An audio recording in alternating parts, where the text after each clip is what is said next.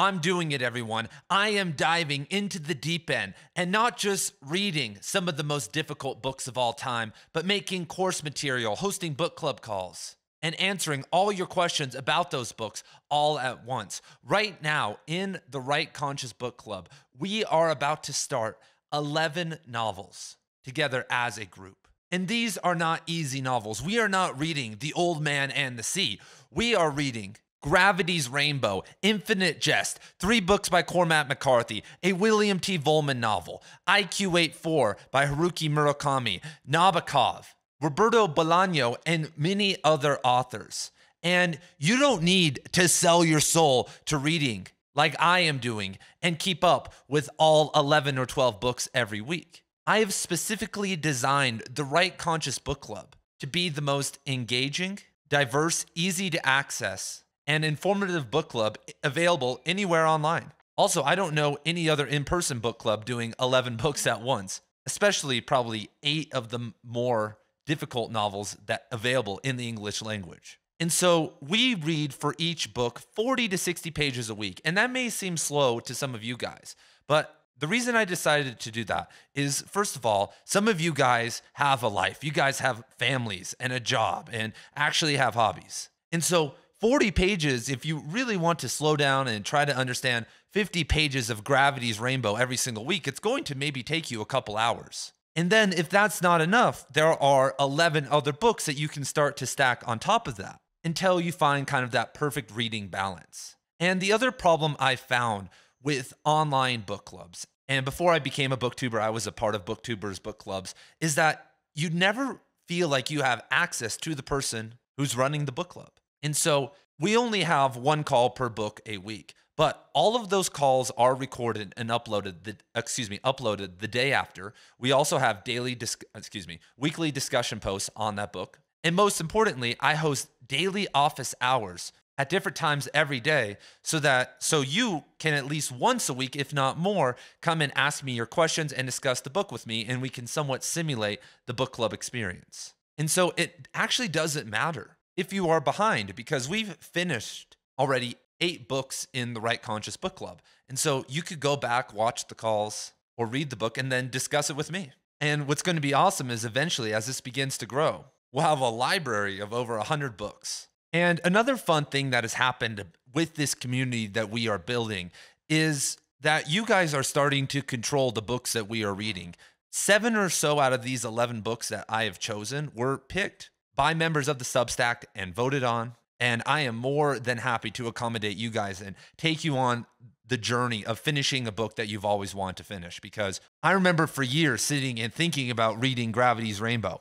And then I finally mustered up the courage to start it. And it was really hard. And I was like, God damn it. But I got through it. And the only reason I got through it, though, was my friend Andy from university wanted to finish it too. So we read it together. And accountability with these difficult books is the best thing that you can do, because there are going to be sections, I guarantee it, no matter how smart you are, during your first read of Gravity's Rainbow, where you're going to be like, what the hell is going on? And having people in the call who've read it before, or who have maybe got that section a little bit better, will clarify a lot of things. That's also been such a mind-blowing part for me, is that with some of the Cormac McCarthy stuff that I've read 15 times, I've had members in calls come in with a different perspective that no scholar in the history of McCarthy scholarship has ever thought of. And they tell it to me, I'm like, holy shit, I think you're right. And over time, I'm envisioning that there is going to be a stable of literary killers in these book club calls, because there already are, but it's going to continue to grow.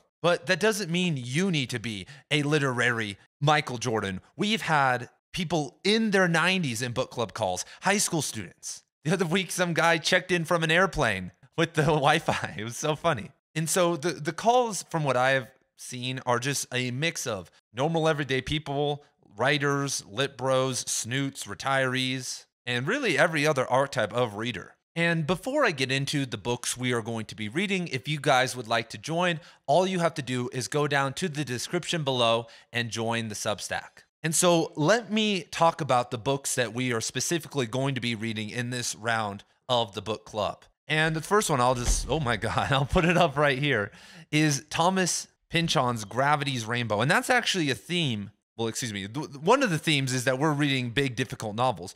But another thing that crops up in this round of book club calls is World War II. And I already know that a lot of you guys out there love World War II. It is the big one. When you could look at it from a philosophical, a psychological, a sociological, you could look at the battles, a historical angle, and World War II studies is endless. And there is no shortage of shitty novels about World War II or kind of surrounding World War II. And Gravity's Rainbow takes place, partially in World War II and after World War II. And kind of the sprawling narratives of Gravity's Rainbow have to do directly or tangentially with the creation of the V-2 rockets by the Nazis and the use of them. And Pynchon is a beautiful writer who really captures the soul of kind of the chaotic postmodernist elements of the end of the war. But that's, Gravity's Rainbow is not the only World War II novel we are reading, everybody. We are also reading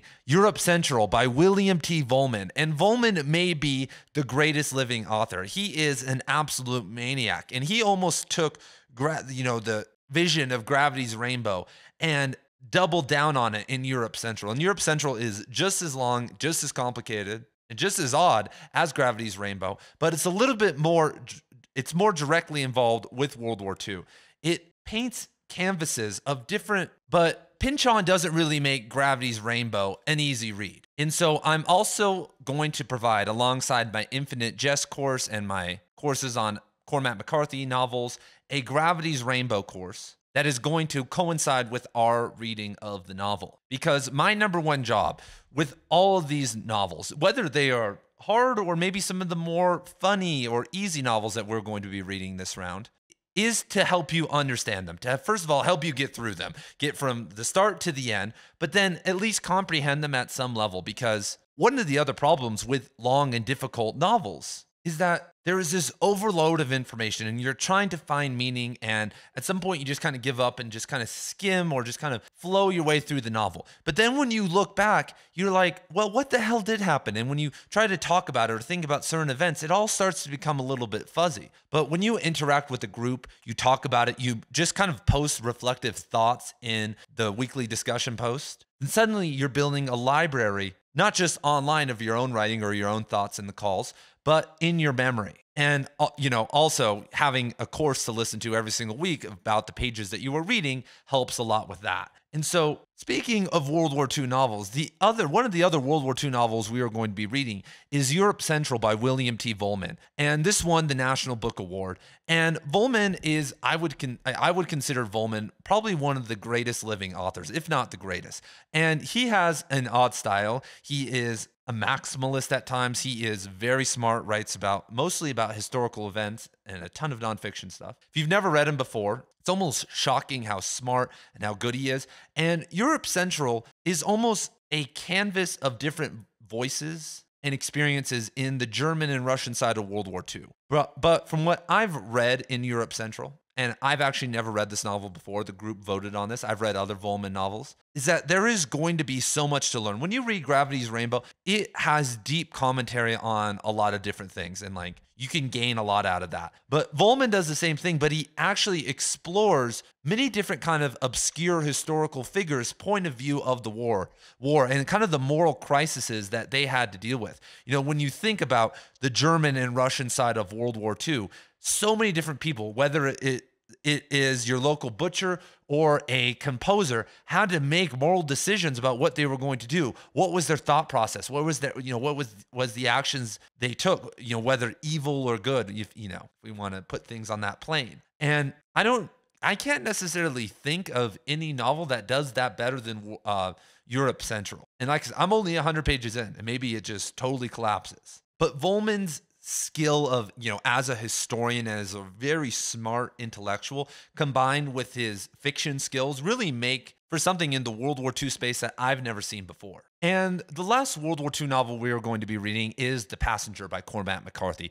And this isn't necessarily a World War II novel, but it really deals with the aftermath of the Manhattan Project. And not really to spoil anything, but this novel kind of follows two characters whose parents were involved in the Manhattan Project and kind of the fallout in their life psychologically and many other things from that. And obviously, I know a lot of you guys have heard about The Passenger, probably read it. It launched in our lifetime, and when we knew about Cormac McCarthy, which was probably a rarity for some of us. And so I'm hoping with The Passenger to go deep into some of the theories, to really think about different angles on it. And I already know that certain members of the course and I've heard their theories on The Passenger in the office hours are going to be attending this. And I might bring on some guest scholars and some guest speakers for this course because there hasn't been necessarily a ton of scholarship done on this yet. And so I'm very excited.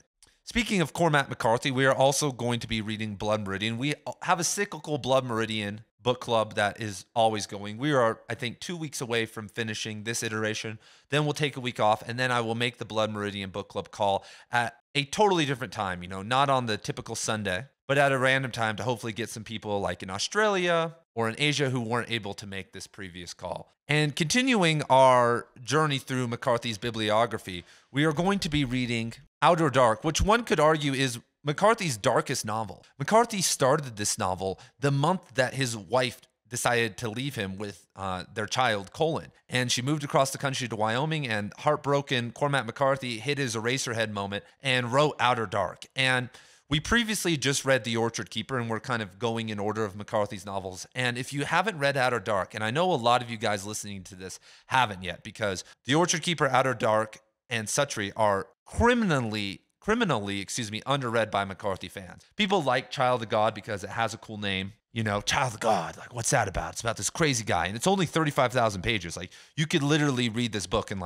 2 hours? And so if you kind of want to get into McCarthy's most symbolic book, I would say it's Outer Dark. He isn't shy yet with giving out information, and there's supernaturalness and just a lot of weird things that go on in the novel. And there is also an Outer Dark course that I've been building that goes along with this. And so if you really want kind of a deep dive into Outer Dark, this is a good time to do it because we won't be getting back to this until we go through all the other novels. And the Outer Dark course is, I think, already about 4 hours, and I'm hopefully planning to get that to about 10 hours. The Orchard Keeper course is 10 hours. And I should mention that with the reading of The Passenger, I am also starting a course on The Passenger, and I have a course on Blood Meridian also. All available in the Substack. The next novel we are going to be reading, which is a pretty damn big novel itself, I think over 200,000 words. At least 5 of the books we're reading are over 200,000 words. Anyway, IQ84 by Murakami is maybe not my favorite Murakami book,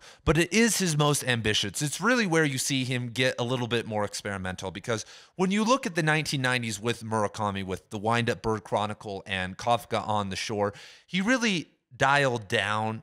He really peaked in a sense. And there was kind of this period where he was releasing novels and nonfiction works and short story collections, which are great and I love, but people were wondering, when's he kind of going to get back to that style? And I feel like IQ84 is a good attempt at that. And it's much more sprawling and kind of complicated in terms of narrative and fragmented storylines than The Wind-Up Bird Chronicle or Kafka on the Shore. But it really does capture kind of that peak Murakami magic. And I don't know if you guys know this, but in November, I think November 18th, Murakami is releasing a new novel. And so I really kind of want to get that Murakami energy going with the IQ84 book club. And I'll probably add another Murakami book or two sometime soon, once we kind of get into the flow with this one. And speaking of another 200,000 plus word novel, we are going to be reading the Chilean author Roberto Bolaño. And I have actually not read this book. I've read almost everything else Bolaño has written, but I've kind of taken a hiatus from him. When I was in college, I had a professor who was into him and my buddy, and I got super into him, and I just never got to this one. And I think it was partially because of intimidation, because I read his novel, The Savage Detectives. And from what people had told me, that's the easier of the two. So then when I was thinking oh shit, I'm going to have to read, a longer novel that's harder from this guy, I kind of just got turned off. I was working on other stuff. But from what I can tell, and I've started to read this one also, 2666 mostly takes place in Juarez, which actually is a place that McCarthy writes about frequently in Cities of the Plain and No Country for Old Men. And it's kind of, once again, a sprawling narrative that focuses on different aspects of modern existence. One of the, chapters is about, and it chronicles 112 women who were murdered in Juarez. And because of police corruption and stuff, their cases had no chance or resources to be solved at all. And that's These are just 112 of thousands of cases of violence against women in Juarez. And it's funny that McCarthy in Cities of the Plain writes about violence against women in Juarez. And one could say that this is kind of a postmodernist analysis. I mean, this is a terrible description. Like I said, I'm not too far into the book yet. But from what I've been told of, violence against women, but that's not, the main theme. There's so much more involved in this novel. But this is one of the books that the group voted on. And, like I said, I'm a fan of Bolaño. And so I'm excited to dive into this one. And really fast, of course, we are still working on Infinite Jest. You guys see all these bookmarks I got going. I think we are nearing around 100. We finished about 160 pages so far. So we are nowhere near to the point yet where you're not going to be able to catch up. And I have course videos and so much else so that you could probably plow through Infinite Jest if you wanted to catch up with us in a week or two. Speaking of postmodernists, which is also a theme of this, we are going to be reading Vladimir Nabokov's book, Pale Fire. And if you guys have never read Pale Fire, it is an interesting novel to say the least, because obviously Nabokov is most famous for his novel Lolita. But once he got all the cash for Lolita, he could retire as a professor. And this is the first thing he sat down to do. And it's really hard to explain, but it's about an academic named Charles. And Charles has this neighbor named John Shade, who recently died and published this poem called Pale Fire. And so we get this forward, and it's a fictional forward from this Charles guy. And then we get this 999 word poem called Pale Fire from this dead guy named John Shade. And then the end of the novel is Charles doing kind of a line by line analysis of the poem, but it's not academic because he's going off on his own postmodernist rants. He's taking this, in this totally different direction. And this was written in 1962 and is really a foundational element of metafiction, postmodernism, and kind of hypertextuality. And what's great about it is that it's not too pretentious. When I tell you, yeah, we're going to read a metafictional novel or a postmodernist novel, you might oh my God. But Nabokov is a great writer. He's an entertaining writer. He's a funny writer. There's nothing here like Volman, Wallace, Bolaño, Pynchon really there. There's unreliable narration and kind of sleight of hands and stuff that are fun to talk about, but it's nothing that's going to be too over your guys' head. But like I said, it's just a really great display of what you can do with the novel in kind of a unique form that I think as people who like literary criticism kind of lends to us. It's really funny. And speaking of funny novels, the last novel that we are going to be reading, which is a black humor novel, is A Confederacy of Dunces by John Kennedy Toole. And if you guys have never heard, I'm sure a lot of you guys have heard of this novel, but the backstory to this novel is one of the craziest ever. So John Kennedy Toole was a pretty talented guy, graduated from high school early, got a degree, a master's degree from Columbia, became a professor, and he had this vision of this novel, A Confederacy of Dunces, about New Orleans, about kind of the characters, kind of the weird people of New Orleans, I guess I could say. And he couldn't get it published. He finished it and no one would publish it. And eventually him not getting published and him feeling like a failure led to his eventual suicide. And so he dies and his mom eventually finds this manuscript, even though she knew he was working on it, and decides that her new life journey is to publish this novel. And so she spends, I think, over a decade trying to get this thing published and eventually gets it into the hand, forces it into the hands of the novelist Walker Percy, who was doing a short tenure position at a university in New Orleans. And she harassed him so much that eventually he was like, okay, I'm going to read a couple pages.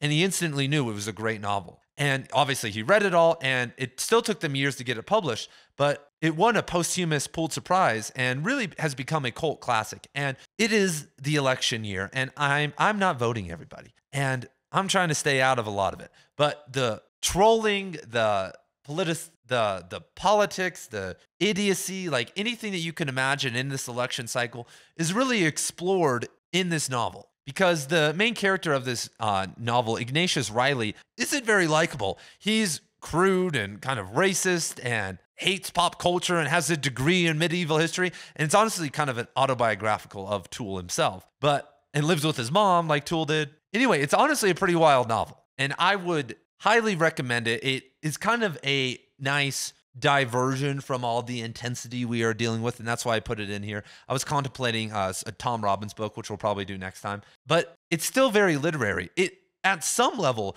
could compete with all these other classics in terms of the questions that it makes us ask. because it's the real questions. It's like the day-to-day, how do we handle pop culture? How do we deal with pretentiousness in these things?